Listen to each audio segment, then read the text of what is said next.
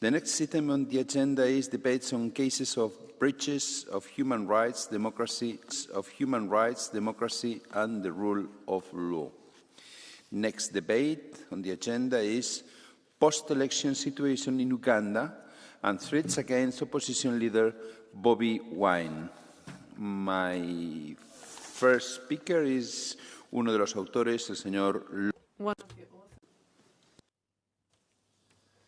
Muchas gracias, President. Thank you very much, President. In Uganda, the full subversion of democratic standards, abuse, severe restrictions on civic space, widespread intimidation of opposition figures, fraud, violence, and a nationwide internet blackout. How is it possible that the main opposition candidate, Mr. Bobi Wine, could have been sieged by the military in his house and his family and his wife assaulted by government forces? All of this to guarantee a seventh term in office of Yoweri Museveni. It is just unacceptable, and Europe cannot accept this. I must thank all the political groups that we have convened and made a consensus about this. This is, of course, not just about Uganda. It's about supporting the hundreds of millions of Africans who seek freedom, who seek the right for their voices to be heard, who seek their fight for progress and dignity, but are not allowed to do so through violence and oppression. For decades, this European Union has been engaging with our African partners to try to support free and fair elections. I have myself participated in electoral observations on the continent, and I'm very much aware of the challenges. But we need to do more. We have the means to do more, because today it is Bobi Wine in Uganda. Last year it was Tundu Lissu in Tanzania. And next year it might be Alberto Costa Jr. in Angola. Opposition leaders are being persecuted, elections are being stolen, and we cannot allow, as Europeans, continually to close our eyes, and especially our governments who are making economical dealings with the government of Uganda. Commissioner, the Council has to hear high voice and the opinion of this Parliament about these very tragic circumstances that are happening in Uganda. Thank you very much. Señor López Istúriz, my second speaker is another author, Mr. Hayde. Thank you, Chair. Dear Commissioner, ahead of the elections, Bobi Wine was cheered by tens of thousands of Ugandan voters wherever he appeared in the country. Now, after the elections, he is under siege, and tens of thousands of citizens took the streets, this time in protest. The post-election situation in Uganda shows a systematic assault on fundamental rights. President Museveni's seventh term followed elections that failed to meet democratic standards, preceded and followed by mass arrests, violence, attacks on journalists, the shutdown of civil society, an internet blackout, and killings of unarmed civilians. The harassment of Bobi Wine, his family and members of the National Unity Platform is unacceptable. The European Union must act consistently to end immediately all violence, threats and the arbitrary detention of opposition politicians and their supporters. We must review our cooperation with Uganda and firmly support civil society, journalists, human rights and LGBTIQ+ defenders, as well as the democratic opposition. Thank you, Mr. Hayde. Mr. Otgen is as well an author. Thank you, President, Commissioner, colleagues. What happened on January 15th in Uganda, the so-called elections, were not an election. They were a military operation, and the facts confirm it. Soldiers, acting on direct government orders, raided the home of opposition leader Bobi Wine, assaulted his family and forced the family into exile. Opposition supporters were arrested, disappeared or were killed, including Mesa Kokelo, who was fatally shot while attending a peaceful rally. We are deeply alarmed by reports that the regime has publicly threatened to kill opposition leader Bobi Wine. All these are not isolated incidents. They are acts of terror which are meant to silence an entire opposition. We call for the immediate and unconditional release of all political prisoners, an end to military trial of civilians, full accountability for the crimes committed and a real electoral reform. Today, we as European Parliament say clearly, we stand with Bobi Wine, Uganda's opposition and civil society, and all those who risk everything to demand freedom. Thank you.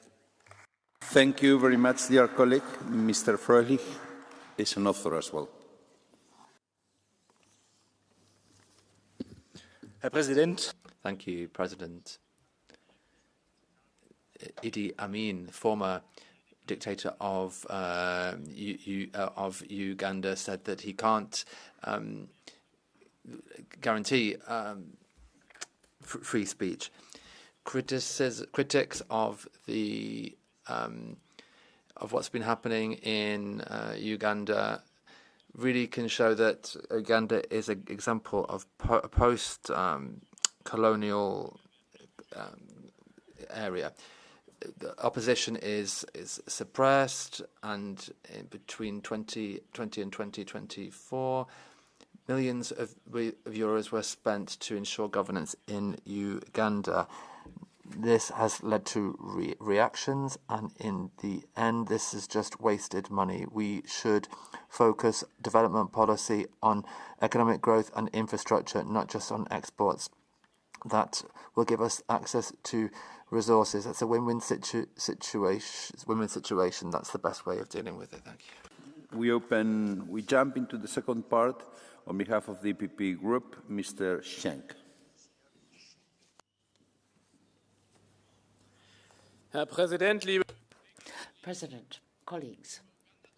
Well, to talk about Uganda is uncomfortable, but to turn a blind eye is irresponsible.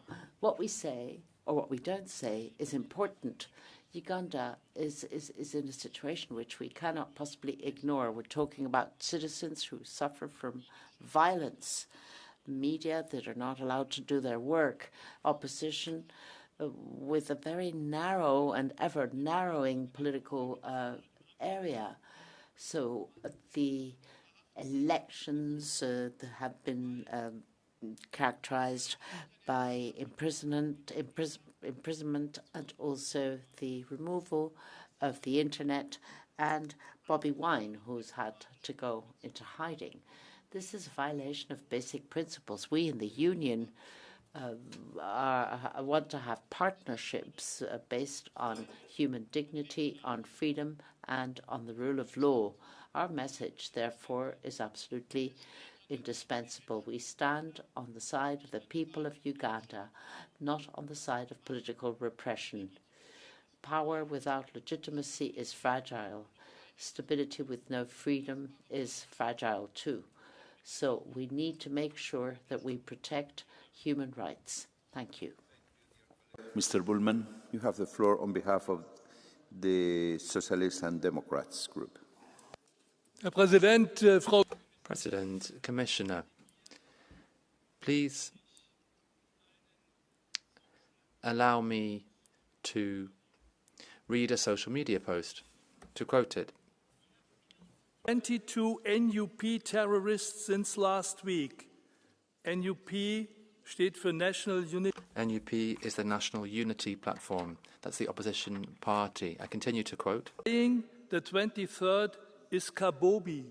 Kabobi steht für Bobi Wine. Kabobi is Bobi Wine, the leader of the opposition and the candidate for the presidency. That quote is from the son of the president. He's also head of the Ugandan army. The post has now been removed, apparently because they fear an international reaction. I'm in favour of offering money to strengthen democracy. I'm in favour of protecting human rights through our cooperation. But this is completely unfair, what is happening, and I'm waiting for action from the Commission and the Council. The European Parliament is not going to let this go. My next speaker on behalf of the ESN group is Mr. Siskowski. Dziękuję bardzo, panie. Thank you, Chair, ladies and gentlemen. 40 years is a long time, and 40 years ago the world was completely different. Diego Maradona was the best football player. Margaret Thatcher was the ruling person in the UK. Uganda has had the same president all the time, so no surprise people want changes. But for the 40 years, the president of Uganda did not change either. He rules with the same methods all the time. And this shows the divergence between what we're talking here, where we condemn the behavior of authorities, and that we make business with Uganda. So here there is this discrepancy, because on the one hand we talk about it and indeed we invest there, and we have a policy which should be realpolitik, that is, we focused on business and raw materials. The violence obviously has a very dark side to it, and we should condemn what's happening there. On the other hand, foreign policy should be about caring about our own interest. Thank you. Much, dear colleague. I have 3 requests for the catch the eye. First one is Mr. Stier.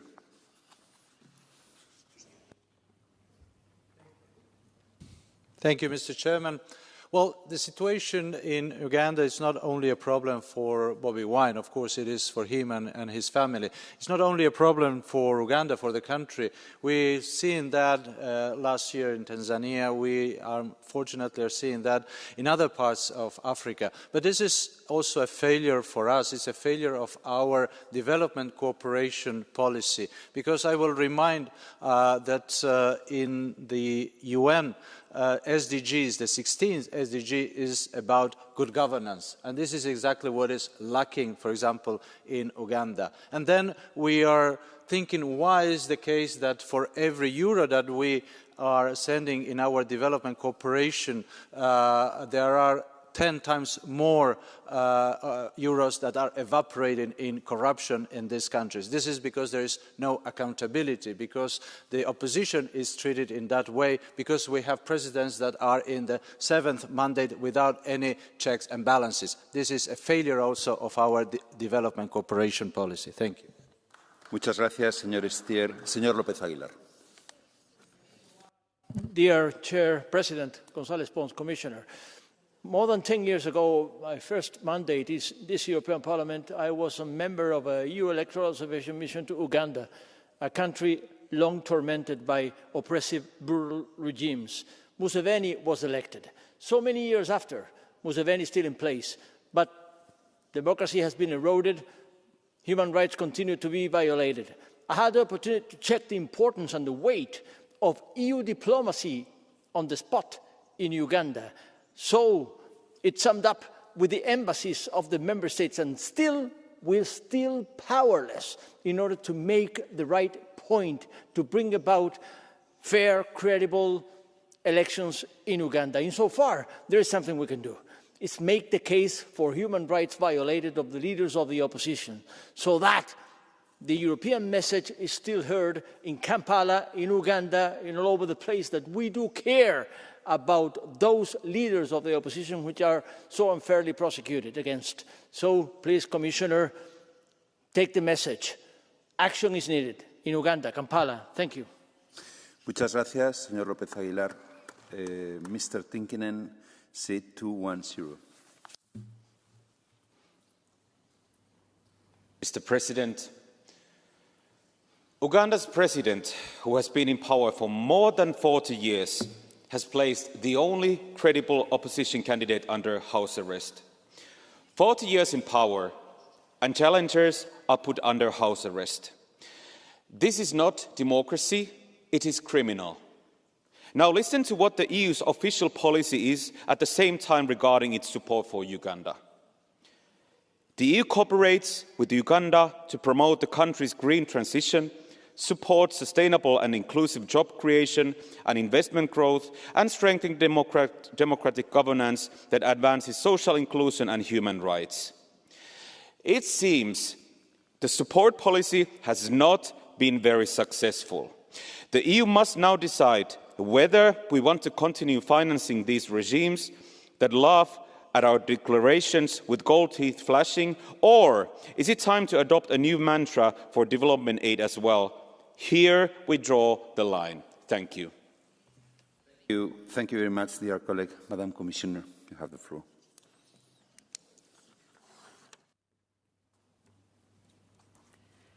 Honourable members, the European Union, through its delegation in Kampala and locally represented European Union member states, have been following closely the run-up to and the elections on January 15, 2026. These engagements included meetings with all political parties, including with the National Unity Platform, as well as with electoral bodies and with government and the leadership of the Ugandan People's Defence Forces. An EU-funded project focused on electoral violence prevention called Let's Talk Peace was launched ahead of the campaign, which was welcomed by stakeholders across political lines. A diplomatic watch by the EU delegation was carried out on election day, and the spokesperson of the European External Action Service issued a statement after the announcement of the results. As mentioned in the statement, we share the findings of the preliminary statement of the African Union COMESA IGAD Joint Observation Mission as regards the involvement of the military in the electoral process, which is contrary to the Ugandan 1995 constitution. Furthermore, the internet shutdown implemented 2 days before the elections clearly limited access to information and freedom of association. We are also very concerned with the arbitrary arrests and suspension of numerous civil society organizations ahead of the elections. We call for investigations and accountability following the reports of death, violence and detentions of opposition politicians and human rights defenders, as well as for clarification of the current situation of Bobi Wine in particular. We call on all political actors to exercise restraint, to refrain from violence or incitement. The EU, despite the current challenges, will continue engagement with Uganda on a broad-based agenda based on shared interest and mutual respect, including on trade, critical raw materials.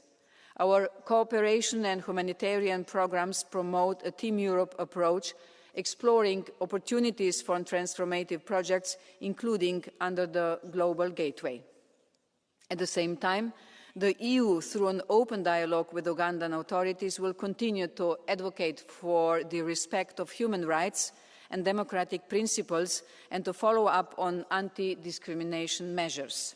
The EU will continue to stand by civil society organizations and support them in line with their needs and our values and principles. Thank you very much, Madam Commissioner. The debate is now closed. I have received 5 motions for resolution. They will be held tomorrow. The vote will be held tomorrow. Sorry. Next debate on the agenda